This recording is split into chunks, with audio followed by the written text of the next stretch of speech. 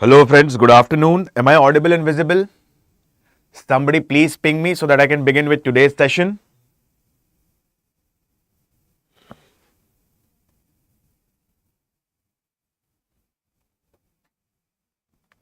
Yes guys, please. Somebody please ping me.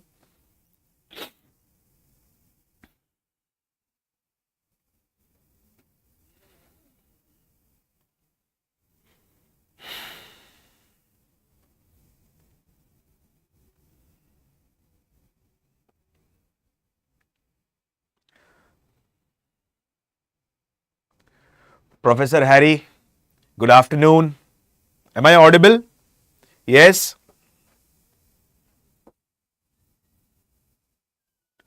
Okay. Now let's begin with today's session.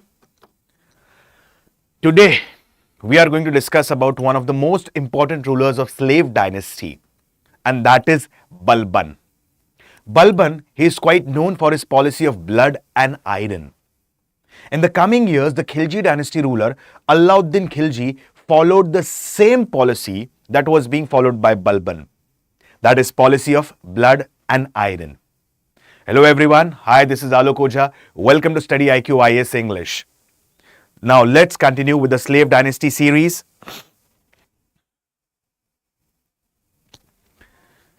Okay, now today majorly we are going to focus on three important rulers. Rather than saying three important ruler, majorly we are going to focus on one important ruler whose name is Ghiyasuddin Balban, oftenly referred as Ulugh Khan.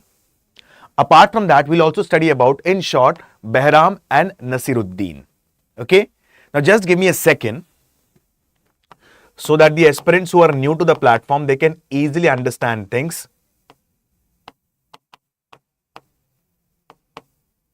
Just give me a second, guys. Just give me hardly 30 seconds.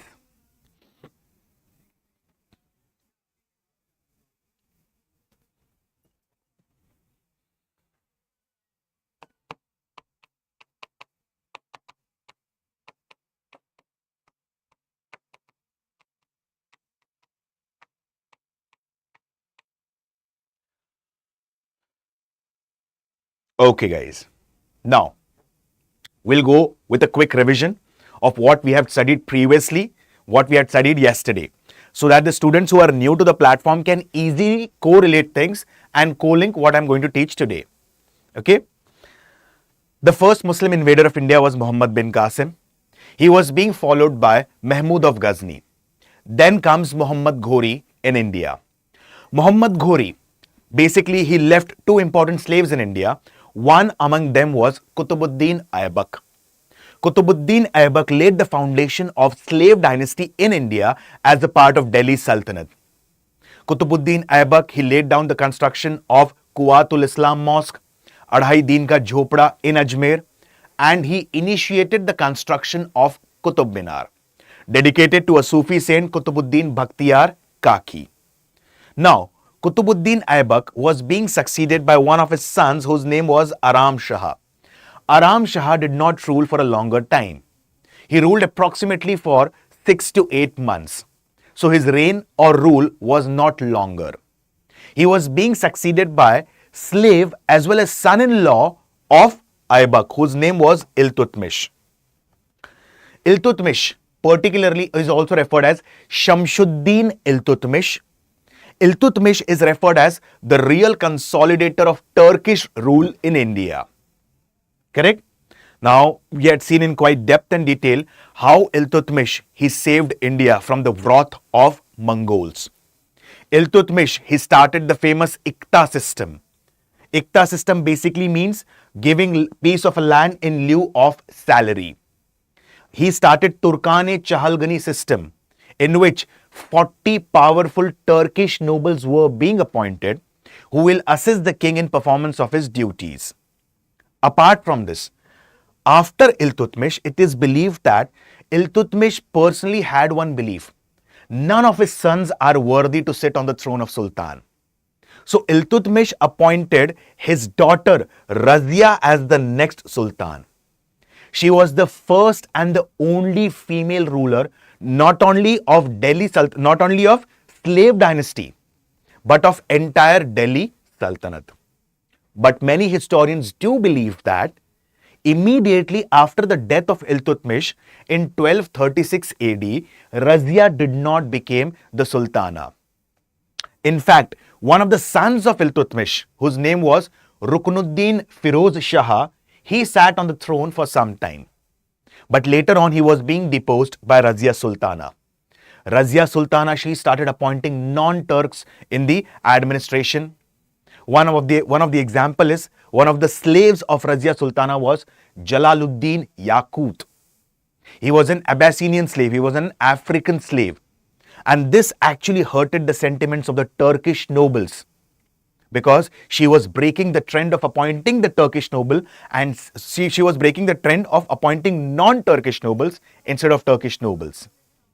And many of the nobles got infuriated. Okay? One among the noble who got infuriated, his name was Al-Tuniya, Malik Al-Tuniya. He was governor of Sirhind, Bathinda. And Al-Tuniya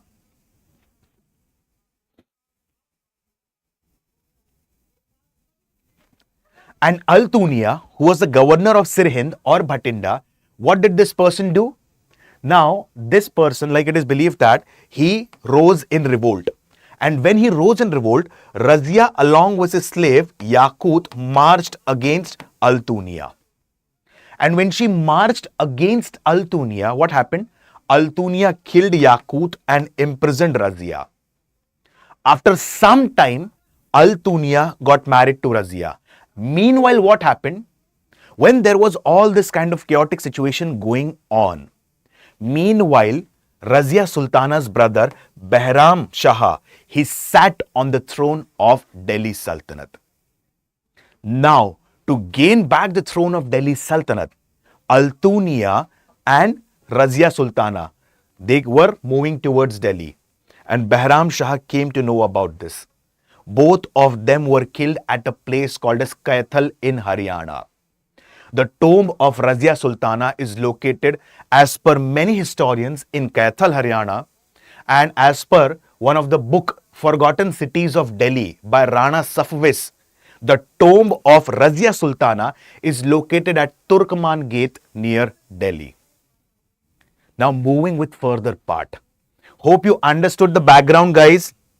Yes, those who had joined the platform for the first time, or those who are listening me for the first time, guys, I have just given you the brief background what we had studied yesterday as a part of quick revision. Okay? Students who have a doubt, so where to download the PDF of these sessions from? You can download the PDF of these sessions from my Telegram channel, history_Alok Ojha. Apart from what we say, the series of medieval Indian history, ancient Indian history and modern Indian history, I also post the shorts on the Telegram channel. Apart from this, like yesterday, I had taken a small session of 9 to 10 minutes and the session was, who killed Chandrasekhar Azad ji? Was he killed by betrayal done by his comrades or somebody else? So you can also go through those videos. Okay guys, so anyone, they can download the PDF from this one, this Telegram channel, history_Alok Ojha. Okay. Now, let's understand about the other rulers. Behram Shah. Now, Behram Shah, he killed Razia Sultana. Behram Shah, he killed Al-Tuniya and sat on the throne of Delhi Sultanate. But he could not rule for a longer time. Why? I have told you one important reason behind this, my friends. As I have told you, Iltutmish had created one system which is referred as Turkane-Chahal-Gani system or Chahal-Gani system. Now, what is Chahal-Gani system all about? It is about appointing 40 powerful nobles who are going to aid and advise the king in performance of his duties. My friends, I have used the word powerful nobles. And as I have told you previously itself, when the nobles become more powerful than the rulers, obviously they'll start dictating terms and conditions to the ruler. These nobles became the king makers. They became the sultan makers. And these nobles oftenly switched loyalty based on their personal interest. Correct? I'll give you a small example. See guys, Please try to correlate the incidences of history so that for the better understanding of the concept. Now, why were nobles helping out Razia Sultana in overthrowing his brother Ruknuddin Firoz Shah? Because there were two major hidden intentions of the noble. First thing, they thought that what this person Ruknuddin Firoz Shah, he is completely an incompetent personality. He is not worthy to become the king or sultan. And second thing, if we appoint Razia Sultana or if we support Razia Sultana to become the sultan, what will happen? She's a woman and she does not know about the administration and she'll work for us like a puppet. So nobles actually had their personal interest involved here. Okay.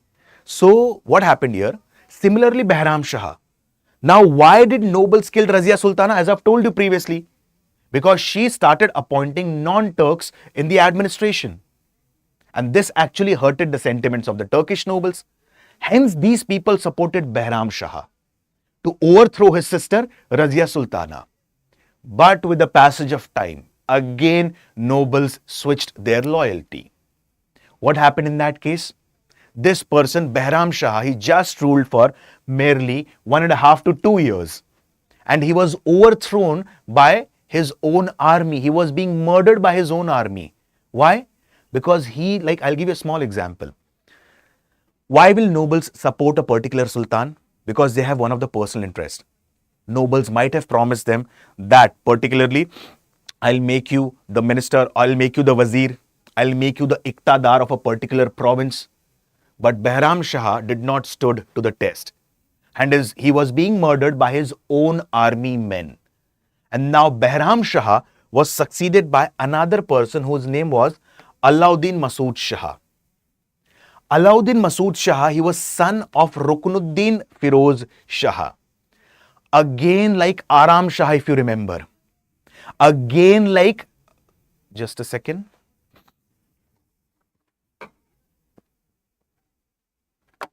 Just hold on, guys.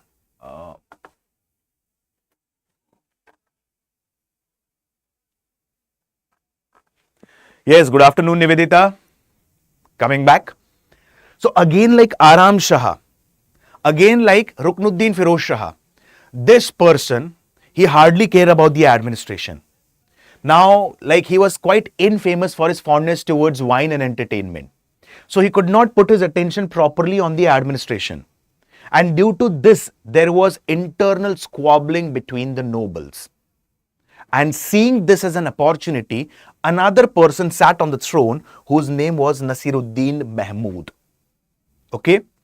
Please do not get confused. We'll go in a step-by-step manner. I can understand here there are many rulers, but it is not that difficult to remember the name of these rulers if you understand things in a hierarchical format. Okay? Hence, during every session, I'll tell you one thing. Please have a pen and paper along with you so that you can note down the important points. You can note down the important rulers. Okay? Now, I'll give you a small example. I'll repeat the points again. Qutbuddin Aibak, he was the founder of the slave dynasty. Just make a small flow chart.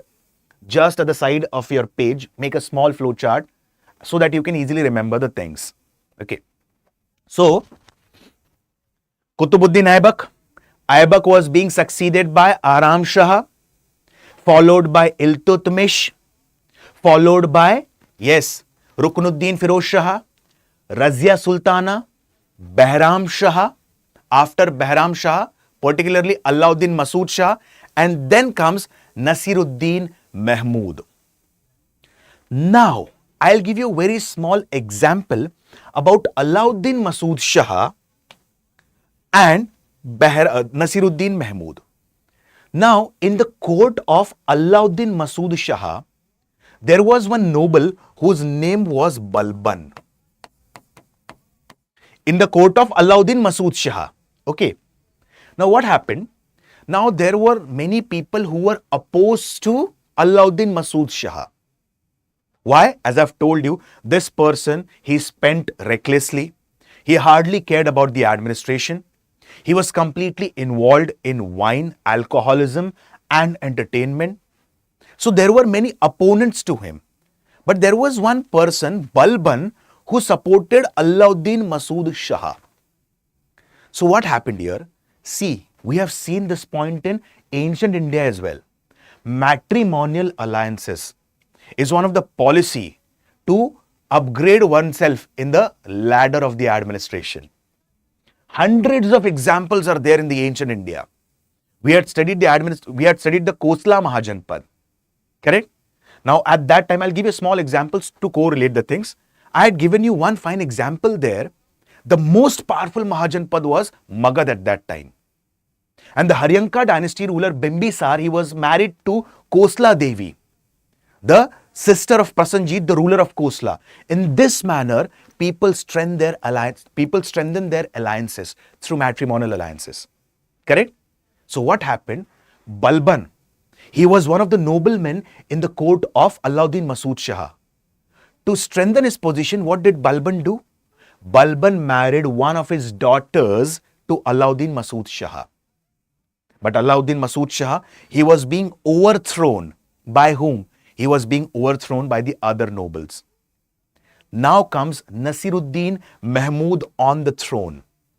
And many historians like Ziauddin Barani, they believed that, they were the contemporary historians at that time, they believed in one thing. And what was that?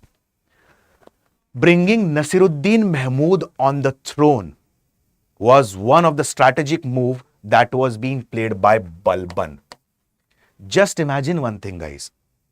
Balban is a simple nobleman. He is a part of Chahalgani system. Just imagine, just try to analyze things. He is just a nobleman. He is a part of Chahalgani system, that is 40 powerful nobles. And as soon as this person dies, Balban becomes the next sultan. How come is it possible that a nobleman becomes a sultan? Correct?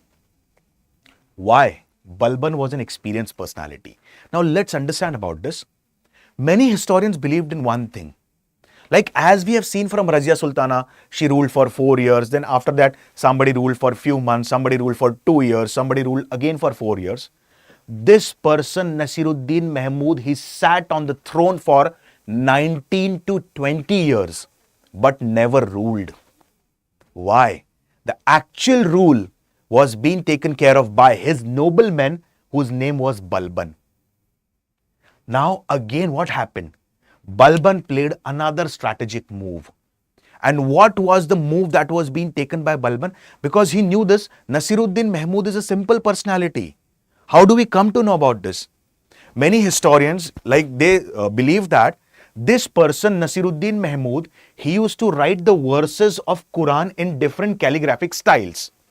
And whatever money used to come after selling these calligraphic styles, he used to sponsor his lifestyle.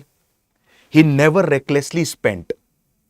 Many historians believe that he never allowed his wives to have maid because he believed that I am the trustee of the money that I'm getting from the people in the form of taxes. And it is my duty to spend that money for the welfare of the subjects. I cannot spend that money on my personal use. That was the belief of this person, what we say Nasiruddin Mahmud.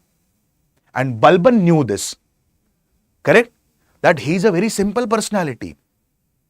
So what happened? Balban played another strategic game. What did Balban do now? Balban married his another daughter to this person Nasiruddin Mahmud.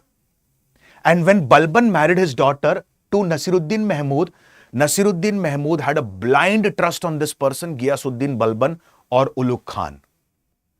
Now what happened? Mahmud, he made Balban as the Naib. Now what is Naib? Naib in simple word is Prime Minister. We'll study the administration of Delhi Sultanate in quite depth and detail, but I'll give you a small example. In ancient India, we have seen Mauryan Empire, we have seen Gupta Empire, we have seen the different empires. There we have seen one thing. King is at the apex of the administration, and king is assisted in performance of his duties by Council of Ministers. And these Council of Ministers are headed by Prime Minister. True? Same thing here as well. At the apex of the administration, we have Sultan. And Sultan is assisted in performance of his duty by Council of Ministers, who is referred as Majlis-e-Khalwat. These are Council of Ministers. So Sultan at the apex of the administration, assisted by Council of Ministers, Majlis-e-Khalwat, and in between both of them, Naib is acting as a channel of communication. So Naib represents the Majlis-e-Khalwat or Council of Ministers. And at that point of time, this person became the Prime Minister. Now, the other noblemen, they were against this person, Balban. Why? Because everyone felt that this is a diplomatic move that has been played by Balban. Why? Because he has married his daughter to the Sultan, and Sultan has made him the Prime Minister. And in that case, what happened? Major part of the Turkani-Chahalgani system were opposed to this. But Balban, he was a diplomatic person, he was a smart person. And at that time, he could not afford particularly, what? To go against the noblemen.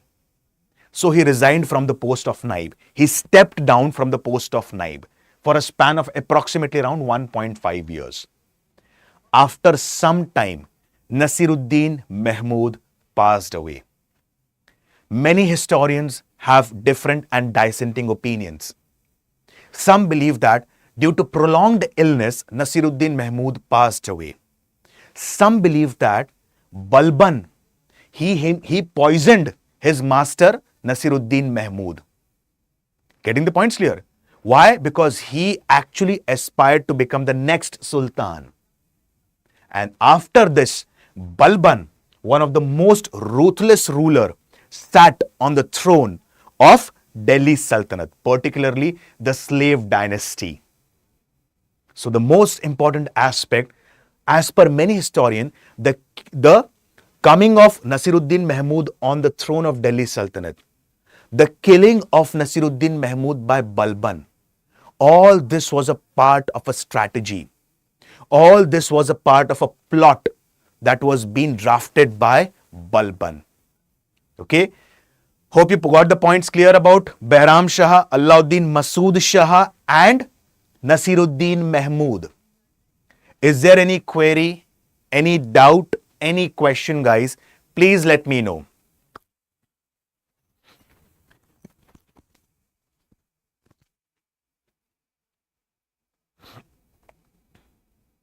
See, Professor Harry, one of the most important aspect, Majlis-e-Khalwat, we are going to study that in quite depth and detail. But I'll tell you one thing.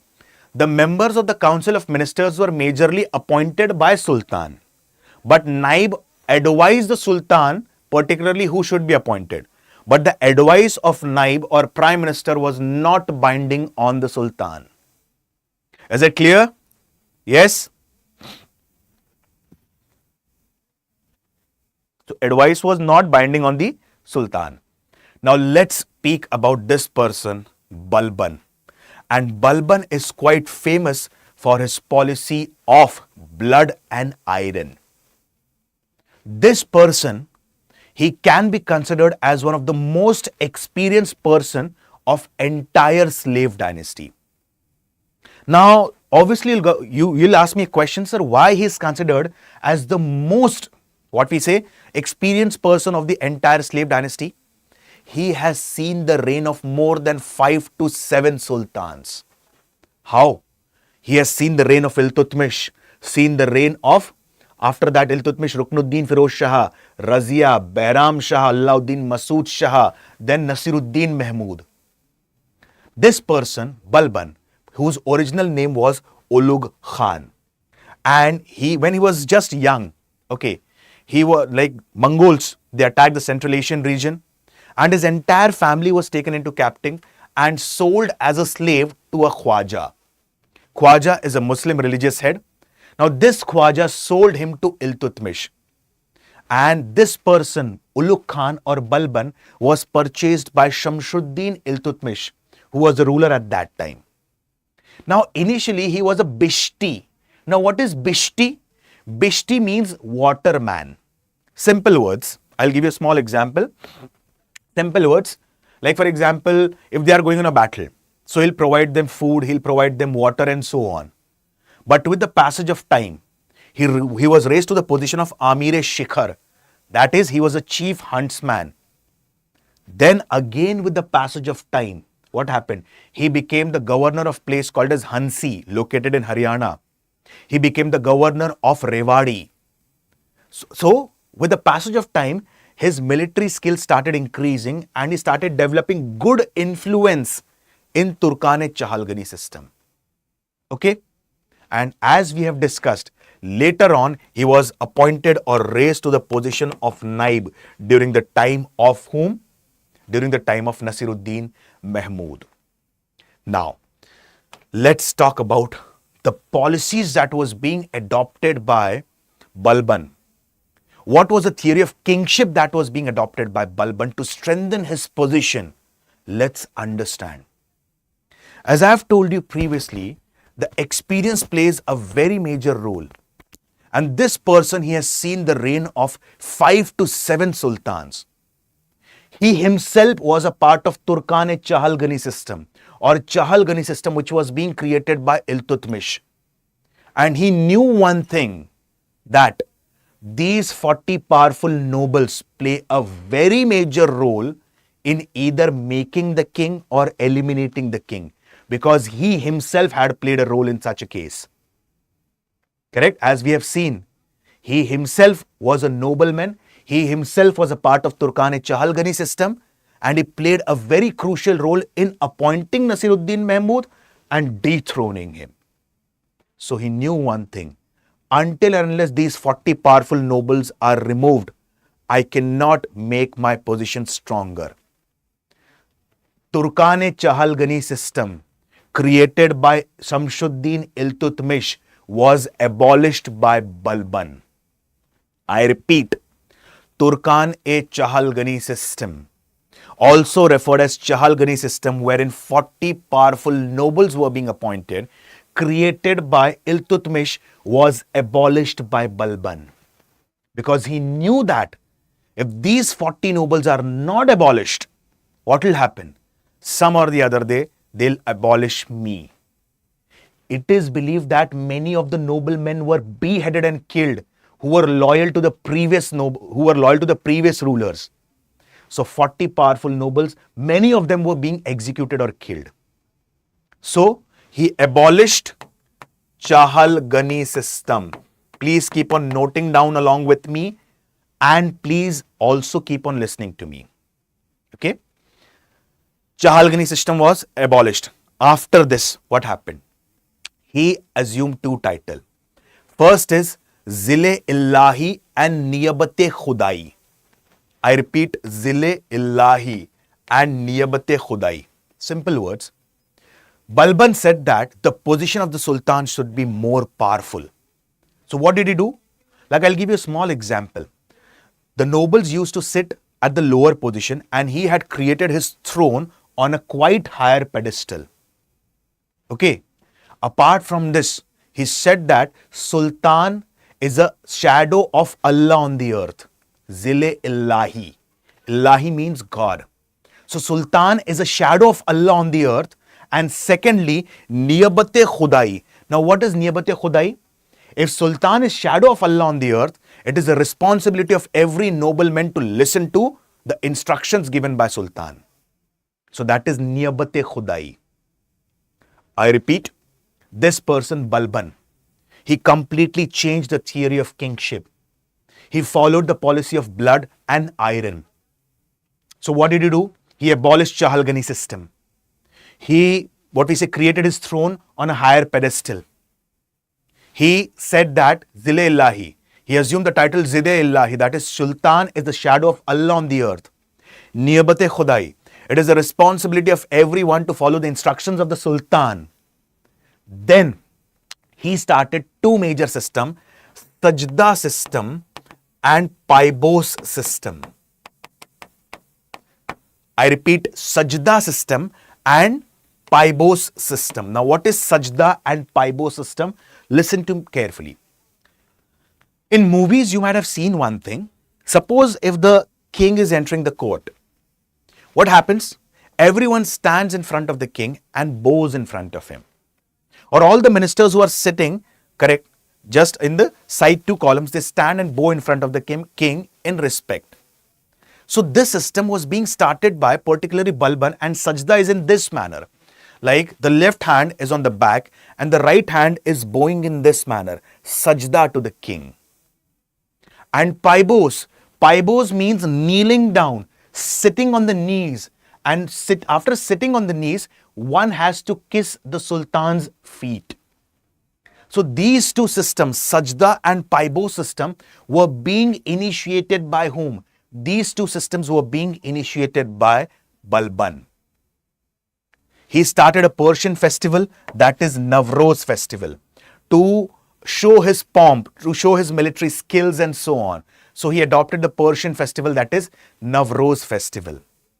I'll give you a small example. Certain of his policies were also adopted later by Alauddin Khilji, the ruler of Khilji dynasty. Okay, and what all systems were being adopted?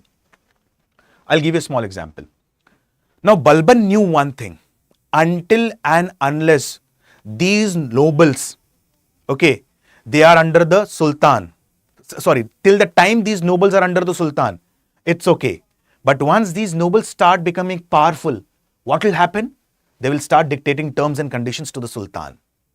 And in this situation, what happened? He declared certain rules and regulation. He personally gave up consuming wine. He never consumed alcohol. Secondly, like this is mentioned as per the historians, this is mentioned in the books. Okay, it is not that what I am saying. I am narrating these things, what I have studied in the books. Okay. Then what happened? He declared that nobody can consume alcohol so that everyone in the court would be in a serious mood. Correct. I'll give you a small example. There was governor of Awadh whose name was Haibat Khan. Now one fine day, Haibat Khan was heavily drunk. And when he was heavily drunk, what happened? He killed his own slave. And the widow of that slave came running to what we say this person Balban. So Balban immediately asked this person, Haibat Khan, to be called in the court. Haibat Khan was called in the court. Like 500 stripes were beaten on his backs. He was being flogged publicly. Apart from this, he was penalized. He was asked to pay 20,000 tankas to the widow's family. So that was a punishment that was being given by what we say Balban. Like another example is Malik Bakbak.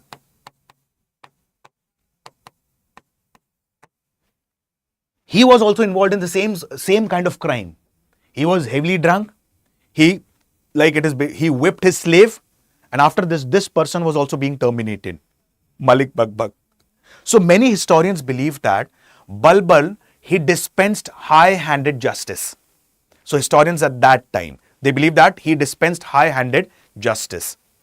Now, as I've told you, certain of these policies of Balban were later also being adopted by Alauddin Khilji.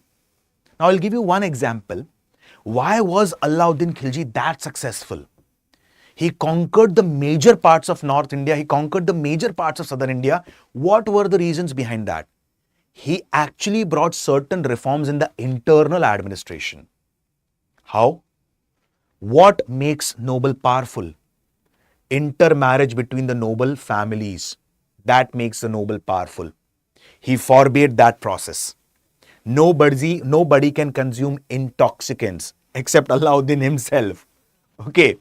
So he used to consume intoxicant, but nobody else can consume intoxicant apart from Alauddin. Third, festive gathering without the permission of Sultan was completely banned. So he tried one thing, that nobles shouldn't become powerful. So all these policies of Alauddin Khilji, he actually replicated from Balban. Hence, many historians do believe that Alauddin Khilji also followed the policy of blood and iron that was being followed by Balban. Hope so the points are clear till here. Now I'll give you another important example. Certain reforms were also brought by Balban in the administration. How? Now Mongols have started increasing their influence again.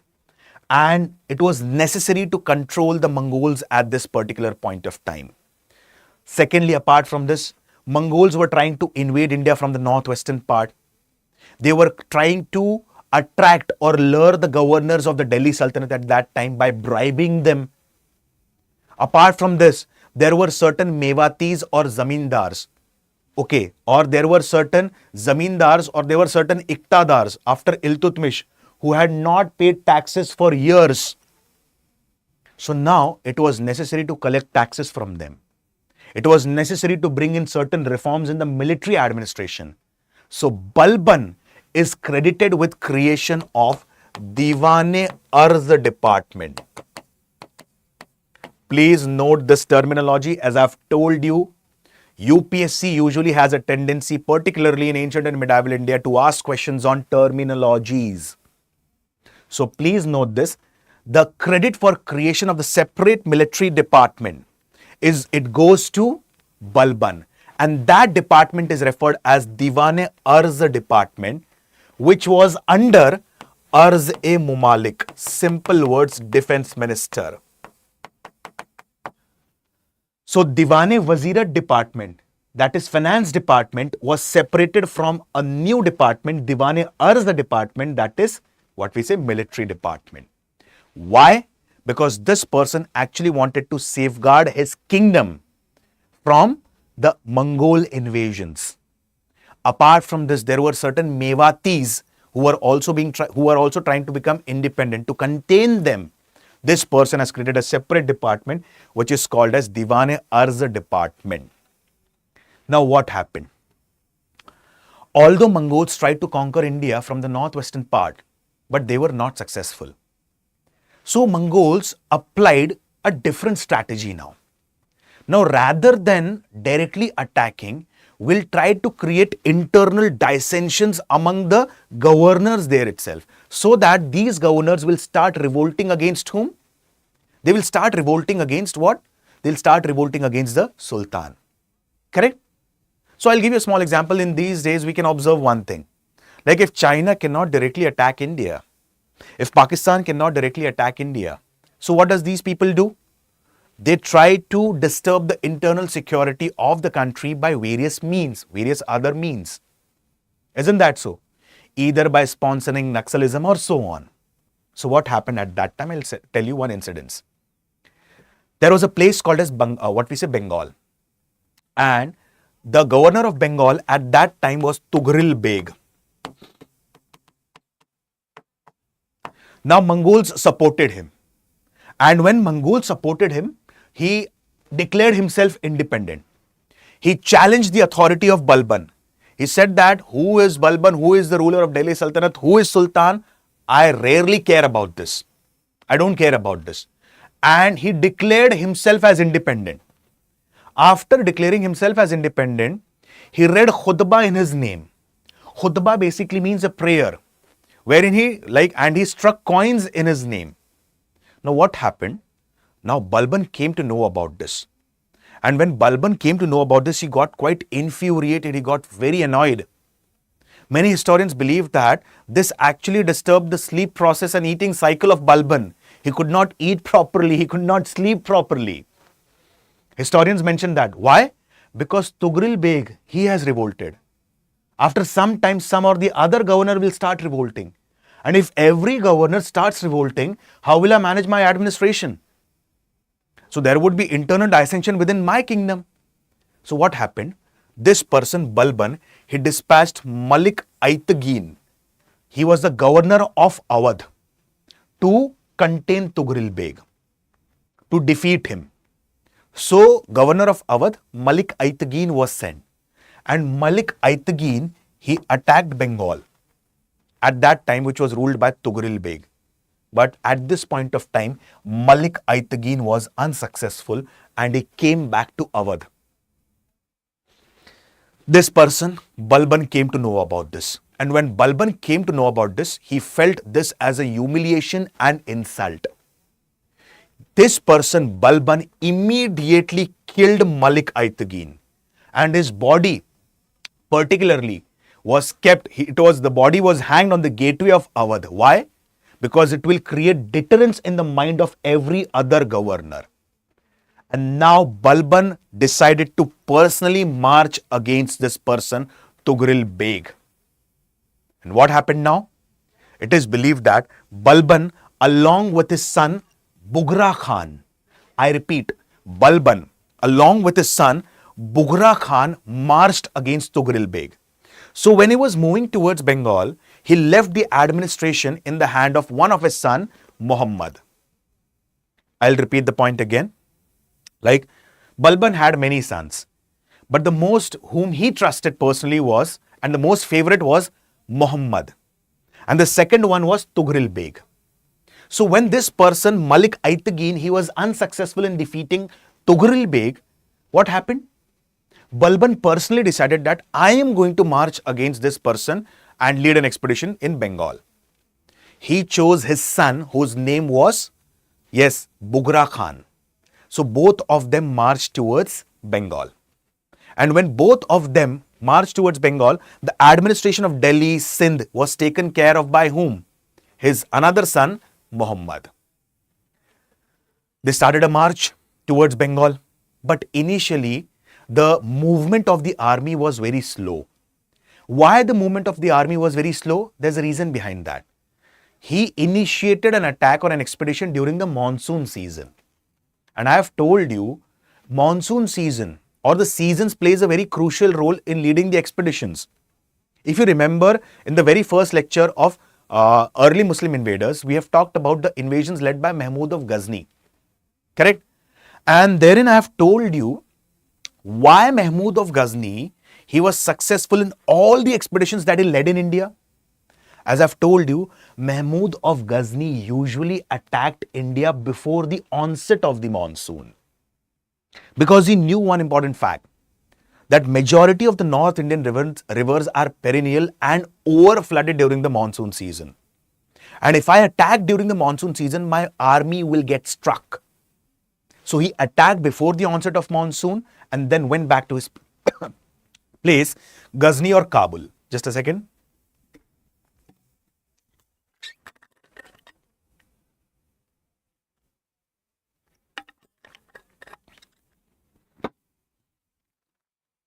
So what happened now? I'm sorry. Coming back. So what happened now? This person, Balban, along with his son, Tughril, along with his son, Bughra Khan, he attacked the region of Bengal, particularly during the monsoon season. And when he attacked the region of Bengal, what happened? Initially, Tughril Beg did not take him seriously. Now, as soon as this person, Balban, along with another person, Sher Andaz Khan, and his son reached the borders of Bengal, this person, he started running away. And when Tughril Beg started running away, Sher Andaz caught him. And immediately, Tughril Beg was being defeated. He was being beheaded by Sher Andaz Khan, one of the military commanders of Balban. And the head of this person was rotated in the all regions around Delhi, so that in the coming years, nobody will dare to oppose the Sultan. And after this, he assumed the title Nasir Amir ul Mumin, that is Caliph's right hand man. Okay. So this is how he defeated Tughril Beg and suppressed the revolt in the region of Bengal. Now, Balban was getting older day by day, and the attacks of Mongols were increasing. Mongols attacked the northwestern part of India. And to suppress the Mongols, what happened? Balban dispatched one of his favorite sons, whose name was Muhammad. I have told you, Balban had many sons, but the most whom he trusted was one, Muhammad, and the second one was Bughra Khan. So what happened? Balban dispatched his son Muhammad to defeat the Mongols. But unfortunately, Muhammad died on the battlefild. And Muhammad is also referred as Khan-e-Shaheed in different historical narratives of that time. Shaheed basically means a martyr. So Muhammad, he was a very favorite son of Balban. And after the death of Muhammad, Balban, basically it is said that Balban, he could not manage his affairs properly, the administrative affairs properly. He fell ill, and during his last days, he passed away. Okay? Now, before Balban passed away, what happened? As I've told you previously, that Balban had two major sons. One was Muhammad and one was Bughra Khan. Bughra Khan accompanied Balban against an expedition that was led particularly against Tughril Beg. And Muhammad Khan was sent to suppress the Mongols. But at that time, this person, Muhammad, he became a martyr. He died on the battlefield and was referred as Khan-e-Shaheed. Now what happened? Balban, he fell ill. And before his death, Balban said to his nobles that the son of Muhammad, Kai Khusro, he should become the next sultan. I repeat, Muhammad died, and before the death of Balban, he said that the son of Muhammad and Balban's grandson, Kai Khusro, should become the next sultan. But what happened? Balban passed away. And when Balban passed away, the nobles did not choose Kai Khusro as the sultan. Nobles chose Kaikubad as the sultan, who was the son of Bughra Khan. Why? Because Kai Khusro, he was against the nobles. And as I have told you, nobles play a very crucial role either in making the sultan or breaking the sultan. Correct? So particularly, I'll repeat the points again. Please do not get confused.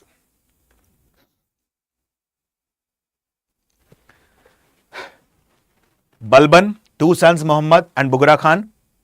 Muhammad died. Balban chose the son of Muhammad, that is Kai Khusro, as the successor. After some time, Balban died, but nobles did not support Kai Khusro. In fact, they supported Kaikubad, and so Kaikubad became the next sultan. Okay, so this is majorly about Balban, who ruled with a policy of blood and iron. Now, there's a historian named as Dr. Ishwari Prasad who wrote about Balban in such a manner.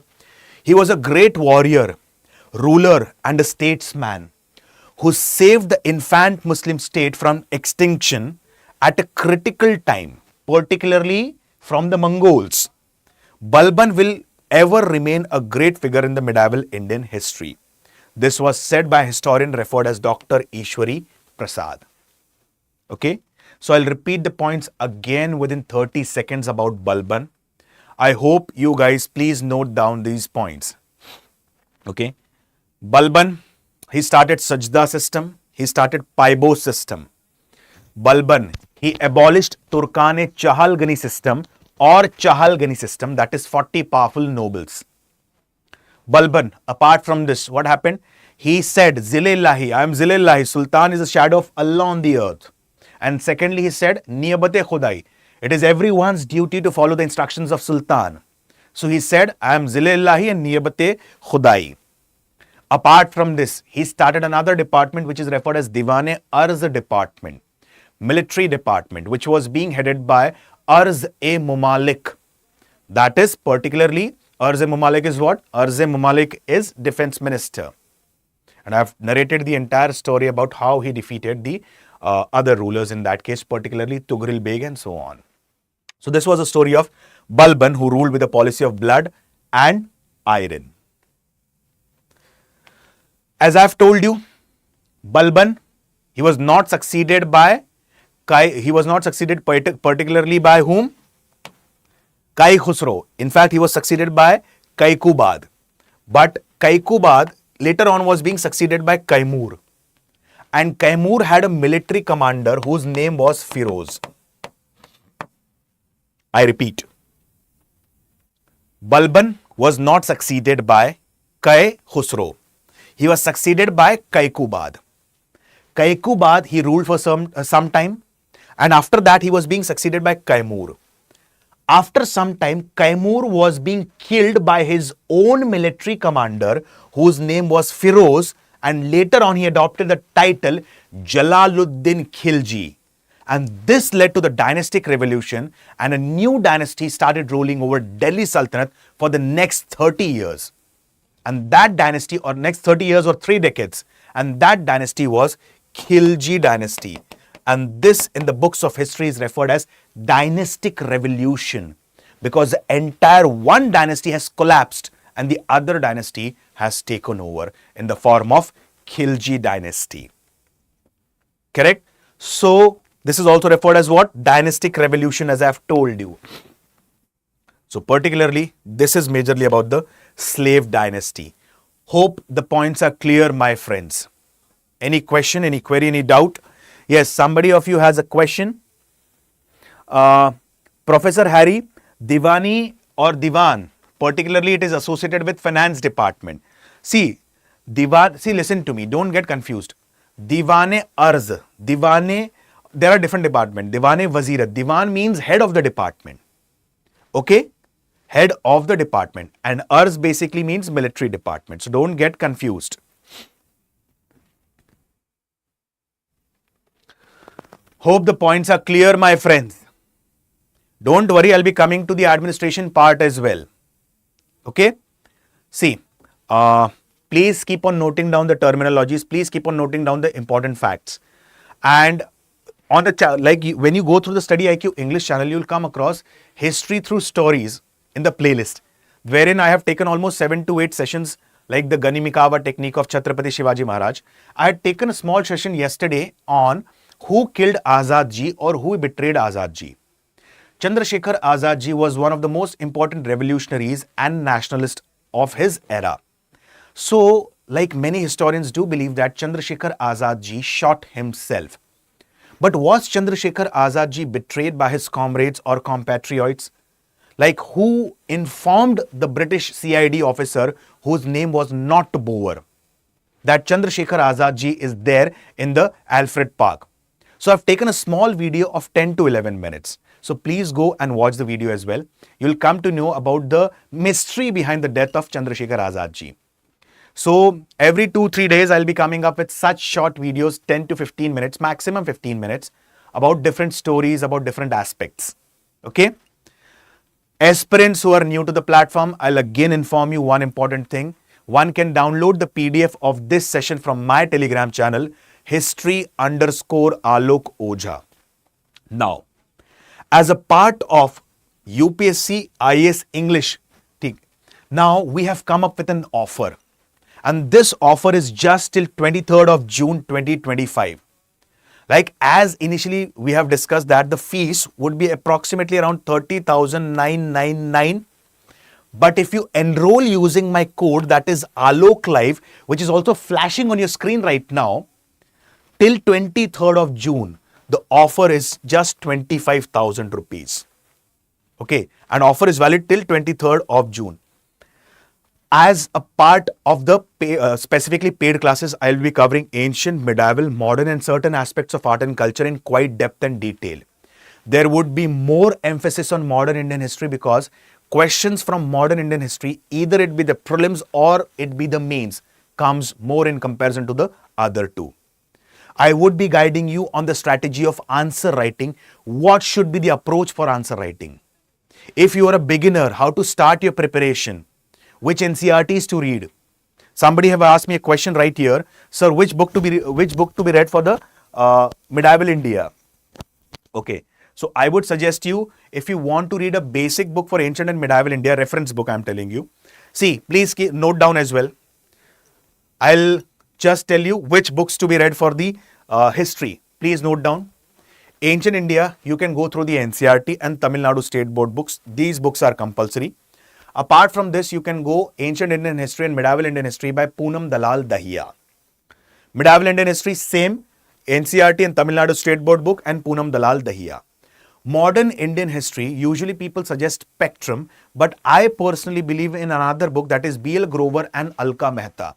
I feel that book is quite easier to understand because the events have been mentioned in the format of a story. Okay, so as a part of this resolution batch, I'll go for the answer writing practice. If anyone has any doubt, they can directly connect with me. They can ask me any doubt, either it be related to ancient, medieval, modern art and culture. Any doubt, you can directly connect with me. I'll personally mentor you on how to write the answers in the initial stage, how to start reading your NCERTs. So, the offer price is 25,000 rupees and offer is valid only till 23rd of June. So guys, with this, I stop my sessions for the day. And see you guys particularly tomorrow with Jalaluddin Khilji. Hope you're enjoying the series of the medieval Indian history. Hope you're getting to learn something new. So please do like the video. Thank you and have a wonderful day. Please keep on revising the concepts.